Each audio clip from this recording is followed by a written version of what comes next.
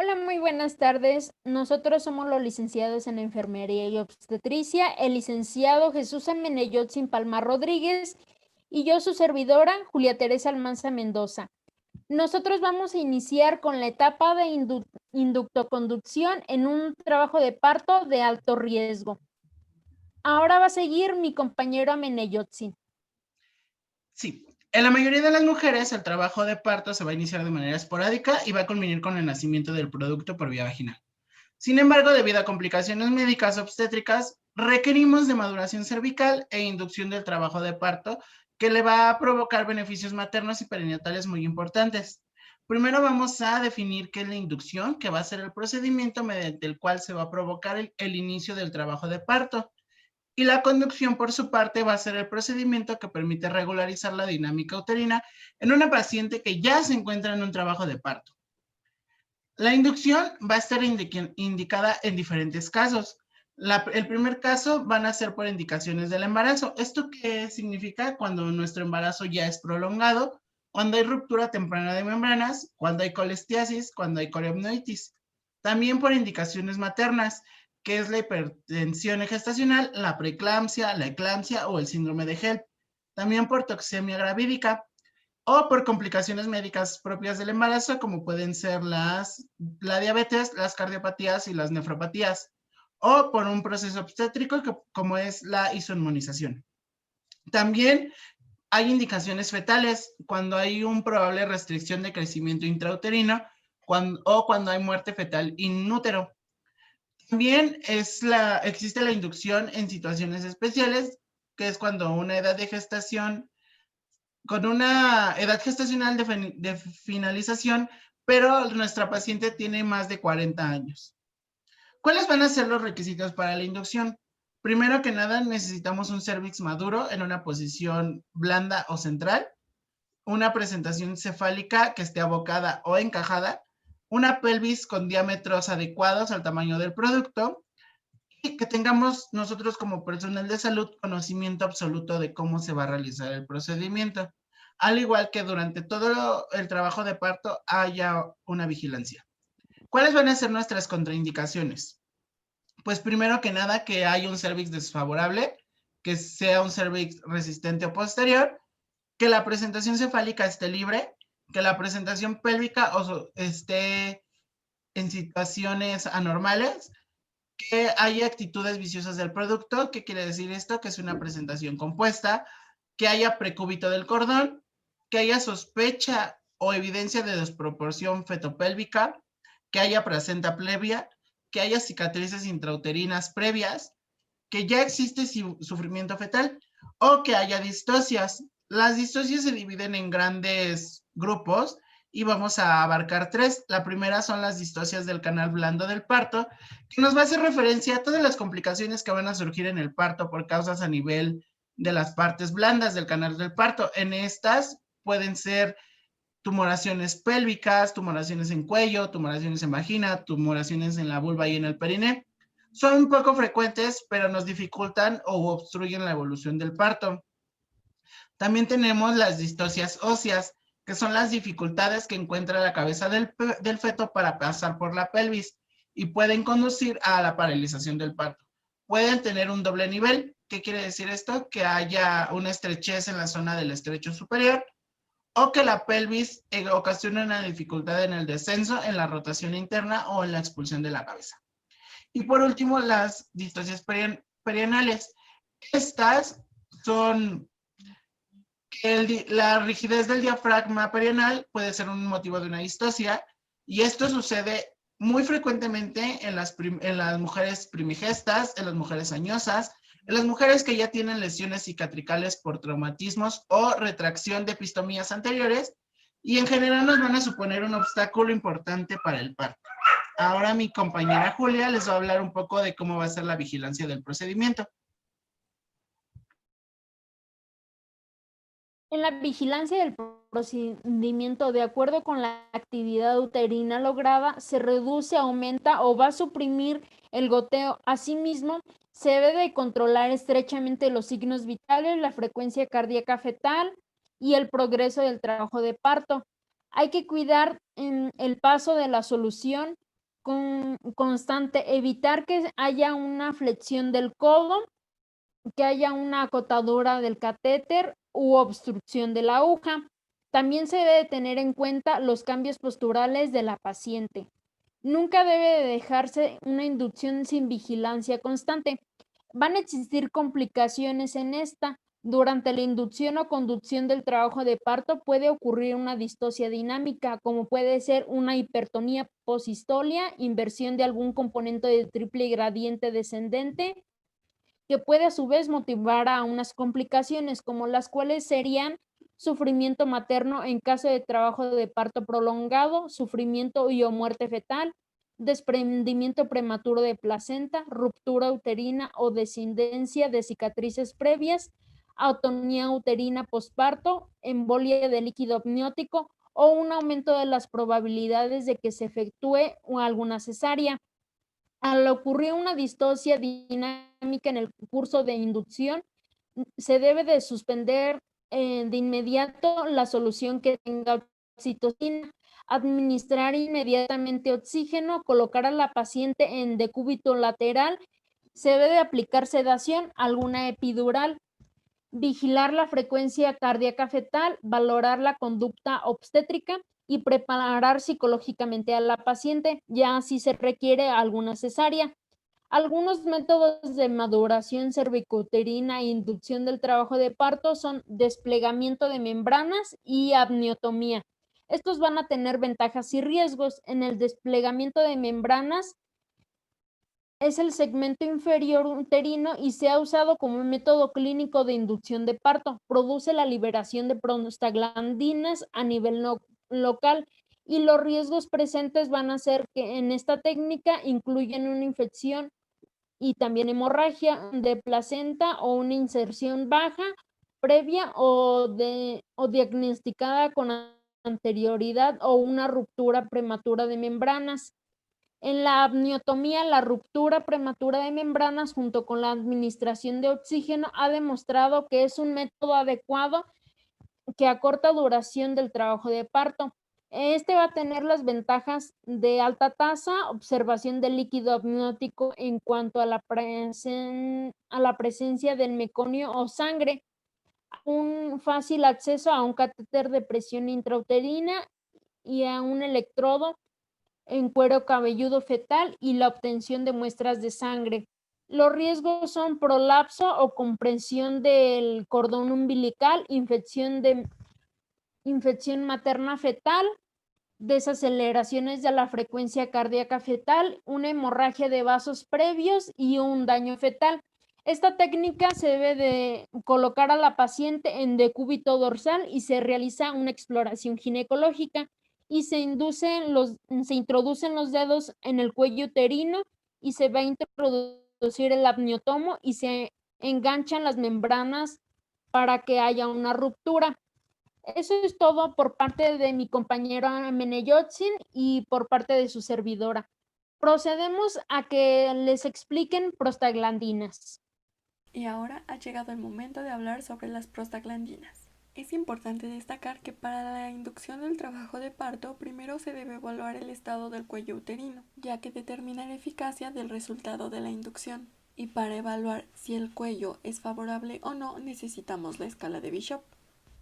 Este índice de Bishop va a evaluar parámetros como lo son la dilatación, el borramiento, el descenso fetal, la consistencia del cuello uterino y la posición del cuello uterino, dándonos como resultado qué tan viable es el cérvix y la inducción del trabajo de parto. Ahora bien, la transformación del ácido araquidónico en prostaglandinas depende del tejido, del estímulo y presencia de inductores o inhibidores endógenos o farmacológicos. Las prostaglandinas son liberadas y actúan in situ como mediadores que originan cambios celulares múltiples, pueden tener efectos estimuladores o inhibidores. En este video vamos a abordar dos tipos de prostaglandinas farmacológicas, la prostaglandina E2 o mejor conocida como dinoprostona.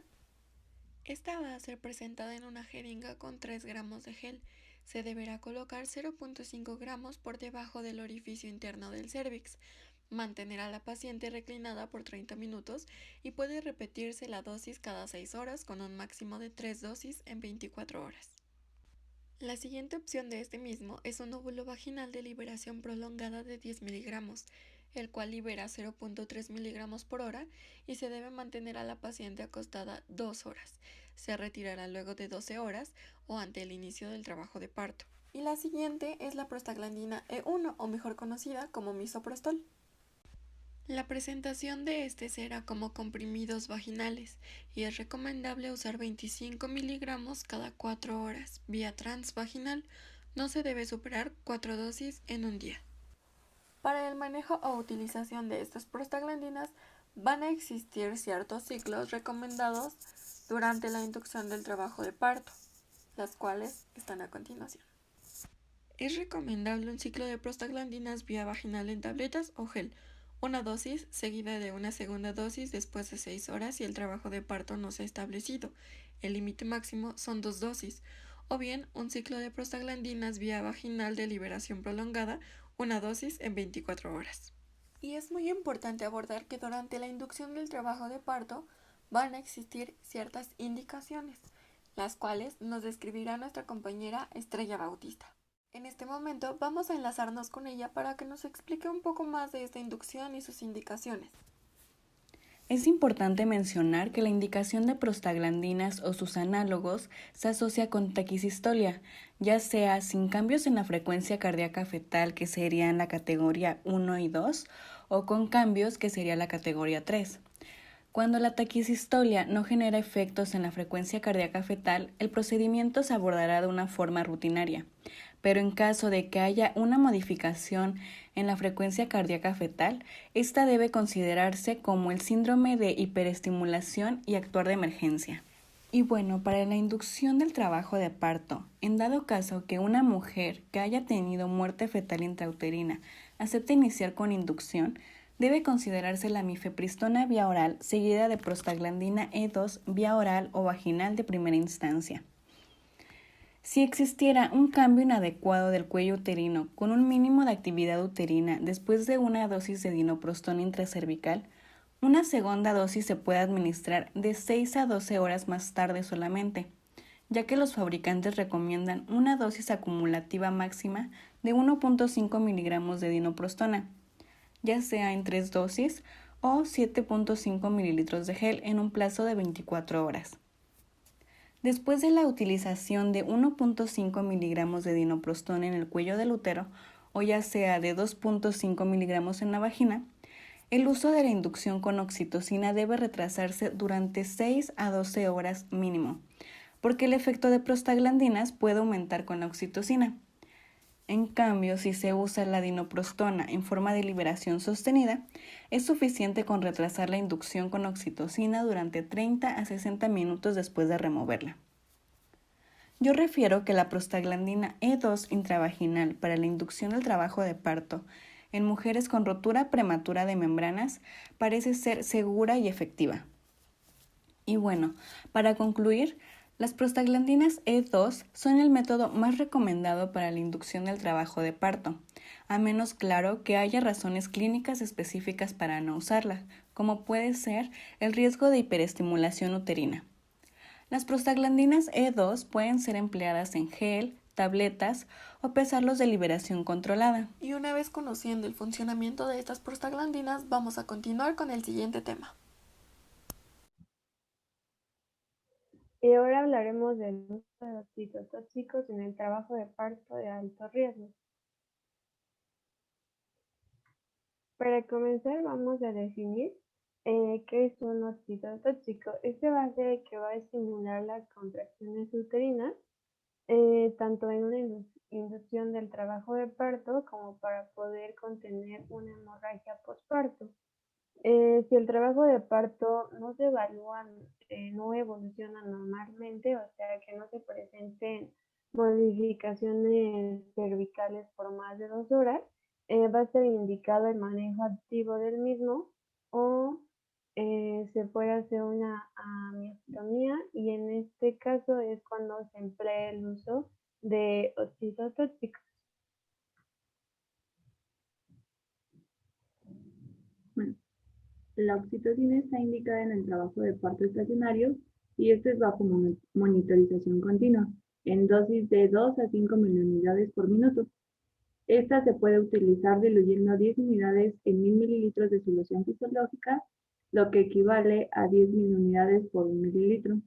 Se recomienda iniciar con medio litro por minuto, que serían aproximadamente de 5 a 10 miliunidades. Las contraindicaciones para el uso de oxitocina va a ser hipersensibilidad, contracciones uterinas hipertónicas, peligro de feto si el parto es inminente, cualquier condición o causa del feto o de la madre y que debido a cual a esta pueda desencadenar un trabajo de parto espontáneo. Y al igual no se debe administrar con prostaglandinas u otros estimulantes. Y en caso de que esto se haga, se debe hacer al menos 6 horas después de que se hayan administrado.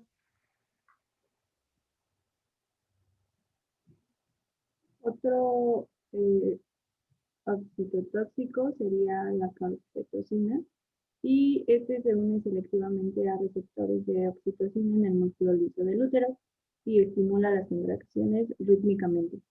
Aumenta la frecuencia de contracciones existentes y aumenta el tono de la musculatura del útero. Está indicado para la prevención de la atonía uterina tras el parto por cesárea bajo anestesia epidural o espinal. Sus contraindicaciones va a ser hipersensibilidad a la carbetocina u oxitocina, embarazo y parto antes de la extracción del niño, inducción al parto, preeclampsia, eclampsia y trastornos cardiovasculares graves, así como epilepsia.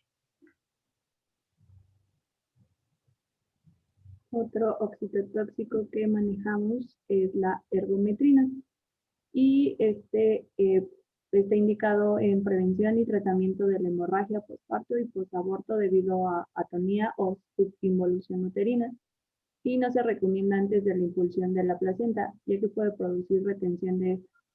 En caso del aborto incompleto, puede utilizarse para acelerar la expulsión de los contenidos uterinos.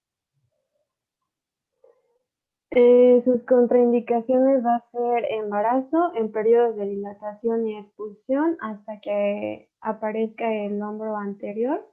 No se debe emplear para la inducción o trabajo de parto, y en preeclampsia y eclampsia, en vasculopatías oclusivas, en sepsis y en hipersensibilidad a este fármaco.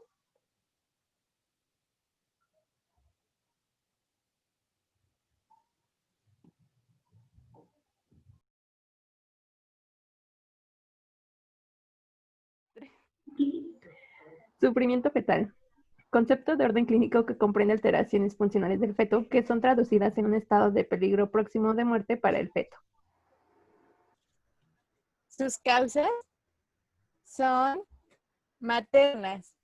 En las maternas podemos tener diversas causas, como lo son la hemorragia, deshidratación, hipoxemia, anemia, diabetes mellitus, pus eritomatoso. También tenemos las placentarias. En estas se puede encontrar la hipertensión y la hiperestimulación por oxitóxicos y el desprendimiento prematuro de placenta. Asimismo están las funiculares, que en estas podemos ver el circular de cordón, oligodrapnios, trombosis y hematomas. Y finalmente las causas fetales. En estas se encuentran como las anemias y las arritmias. Las manifestaciones para considerar el sufrimiento fetal son la acidosis metabólica, con un pH menor a 7 en la sangre que se encuentra en el cordón umbilical. Esta se da porque una hipoxemia y una hipercapnia prolongada conllevan la producción de ácido láctico y por lo tanto una acidosis metabólica. También una anoxia, que es la falta de oxígeno en los tejidos. Se da un Apgar con un puntaje menor a 3 a los 5 minutos de nacimiento. También hay presencia de líquido meconial. Una frecuencia cardíaca anormal, es decir, menos de 110 latidos por minuto o más de 150 latidos por minuto. Esto se da porque se da una disminución de la contractilidad miocárdica y si avanza se puede dar una vasoconstricción.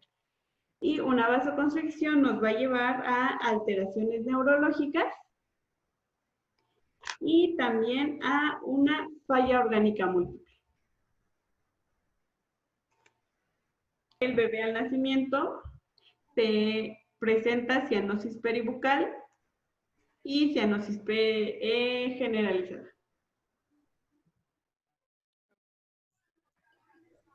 Uteroinhibidores. Para comenzar, tenemos los inhibidores o antagonistas de los receptores de la oxitocina. Como tal, es el atosiban, que su función es bloquear los receptores de la oxitocina, del miometrio y de la decidua. Asimismo, realizando que la actividad de las prostaglandinas, tanto como la E como la F, disminuyen y a la vez disminuye la contractibilidad miometrial. Su dosis inicial es de un bolo intravenoso de 6.75 miligramos en un minuto, seguido inmediatamente de 18 miligramos por hora en una infusión intravenosa por 3 horas y finalmente de 6 miligramos por hora hasta llegar a las 45 horas. Y bueno, pues la dosis no debe de exceder de 330 miligramos. Posteriormente seguimos con los agonistas de los receptores beta-adrenérgicos, que principalmente son el fenoterol, oxiprenalina, la ritodina, salbutamol y terbutalina. Y bueno, yo les voy a decir, su efecto es bloquear la cadena ligera de miosina y sinasa, disminuyendo la contractibilidad uterina. La dosis inicial es de 50 a 100 microgramos y esta puede ir aumentando gradualmente hasta 50 microgramos por minuto de cada 10 minutos, hasta que se pueda obtener o hasta que obtengamos nosotros una respuesta perfecta para el paciente. El rango de la dosis habitual es de 150 a 300 microgramos y teniendo una dosis máxima de 350 microgramos. Esta infusión debe de continuar durante al menos 12 horas después de las contracciones uterinas y asimismo vamos a obtener un resultado favorable. Proseguimos con terbutalina. La terbutalina puede administrarse intramuscular, subcutánea e intravenosa. La dosis intramuscular es de 5 a 10 miligramos cada 2 a 4 horas. Esta, como bien se mencionó, es un agonista de los receptores beta-adrenérgicos, lo cual actúa inhibiendo la cadena de miosina-sinasa, disminuyendo la contractibilidad uterina. Otro medicamento es el nifedipino. Este es un bloqueador del canal de calcio. Va a bloquear el flujo transmembrana de los iones de calcio en el músculo liso vascular. Este va a ser administrado vía sublingual, 10 miligramos cada 20 minutos. También están los parches de óxido nítrico, son parches transdérmicos con 10 miligramos, se ponen cada 12 horas y posteriormente cada 6 horas hasta conseguir inhibir las contracciones uterinas. Y en el manejo conservador se utilizan los parches de 5 miligramos y se colocan cada 12 horas. Y en los inhibidores de la síntesis de prostaglandinas se encuentra la indometacina. Se inicia con 100 miligramos vía rectal y se continúa con 25 a 50 miligramos cada 4 a 6 horas durante 48 horas. Y por la vía vaginal se utilizan los supositorios de 100 miligramos y se colocan cada 12 horas.